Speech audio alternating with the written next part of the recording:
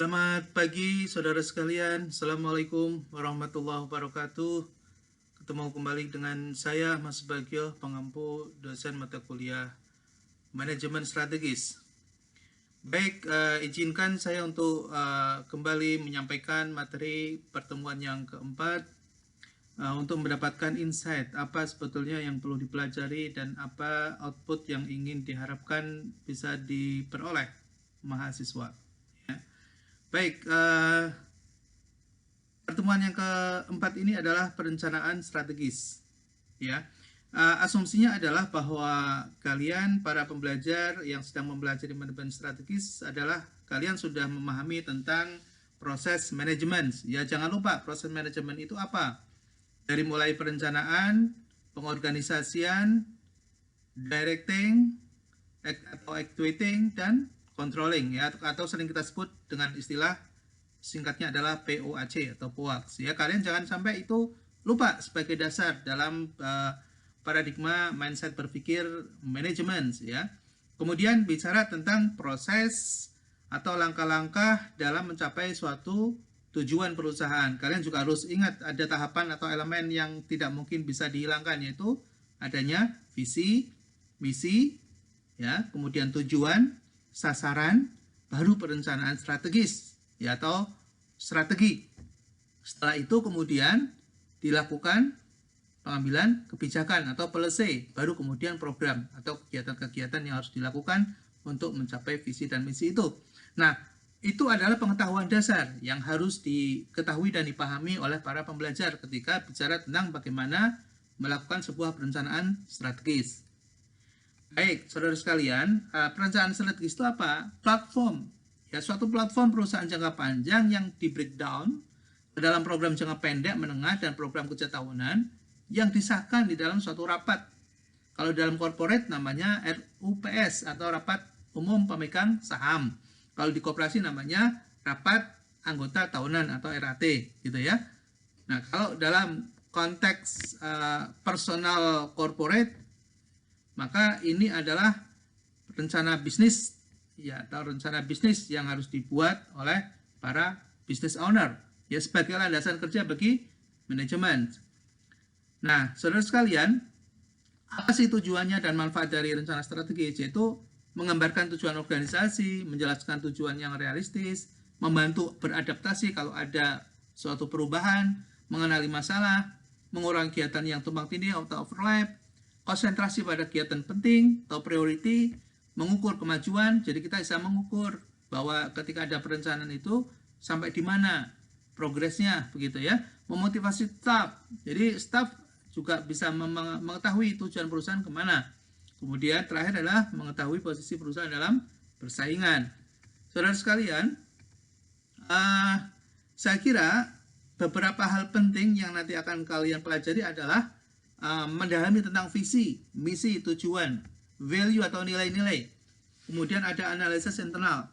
Ya, bicara tentang best performance, bukan past performance, apa yang sudah dilakukan pada masa yang akan datang berdasarkan data-data empiris.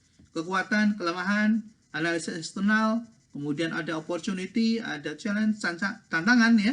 Baru kemudian bicara tentang strategi. Jadi strategi itu bisa dilakukan apabila kita sudah punya visi, punya misi, punya tujuan, kemudian ada nilai-nilai yang dikembangkan, kemudian mampu menganalisa, ya, kemudian analisa SWOT yang paling familiar dan banyak digunakan, ya. Baru kemudian setelah itu baru kita menentukan strategi atau langkah-langkah untuk mencapai visi misi tadi.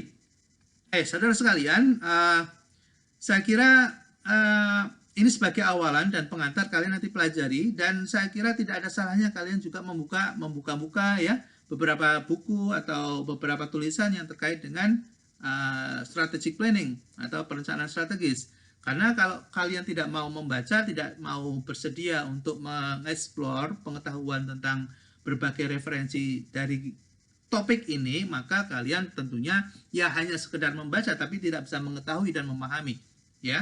Jadi saudara sekalian, saya kira itu adalah untuk mengantarkan karena waktunya cukup 10 menit kurang lebih.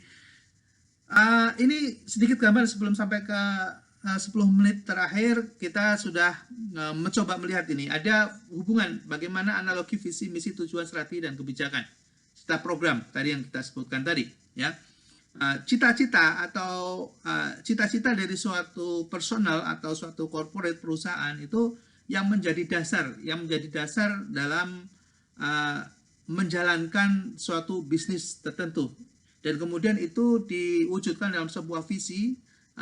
Ada statement yang kemudian menjadi bagian penting untuk mendrive ya para seluruh stakeholder yang ada dalam organisasi, baik ownernya maupun manajemennya.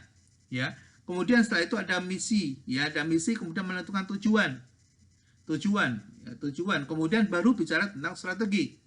Nah, strategi itu kemudian ditentukan sasaran-sasarannya apa saja, kemudian buat kebijakan, buat target, dan program. Program itu nanti yang akan memunculkan sebuah yang namanya action plan. Jadi action plan atau rencana aksi itu didasari dari suatu hal yang tertinggi, yaitu visinya, kemudian ada misinya, ya kemudian ada tujuan-tujuannya, kemudian strategi atau cara-caranya, dan ada kebijakan. Nah, saudara sekalian, kalian bisa mencari contoh dari bisnis plan atau sebuah rencana strategis di suatu perusahaan. Ya, kalian silahkan elaborasi, kemudian bisa kirimkan tugasnya kepada saya. Ya, jadi carilah dan temukan mana yang menurut kalian itu adalah sebuah rencana strategis. Ya, saya kira kalau kita tidak mau mengekspor dan tidak bisa mendapatkan dari sebuah contoh yang namanya rencana strategis, kita nggak akan bisa dapatkan gambaran yang utuh mengenai bentuk perencanaan strategis. Kalau kita sudah mendapatkan gambaran yang penuh itu, baru kemudian kita melajari satu persatu. Ya, jadi silahkan diekspor dan dapatkan bentuk rencana strategis itu seperti apa dokumennya. Ya, boleh dari perusahaan manapun, ya, dimanapun di seluruh dunia kalian bisa dapatkan. Melalui searching kalian bisa dapatkan apa saja informasi itu, kemudian kasih nama, kemudian kirimkan kepada saya untuk memastikan bahwa kalian sudah pernah mendapatkan informasi atau gambaran secara utuh dari suatu perencanaan strategis. Baik, terima kasih. Sampai di sini silahkan dipelajari lebih lanjut dan selesaikan tugasnya untuk mendapatkan value atau nilai dari mata kuliah kita pada pertemuan yang keempat ini. Terima kasih. Selamat bekerja, selamat belajar, tetap semangat. Assalamualaikum warahmatullahi wabarakatuh.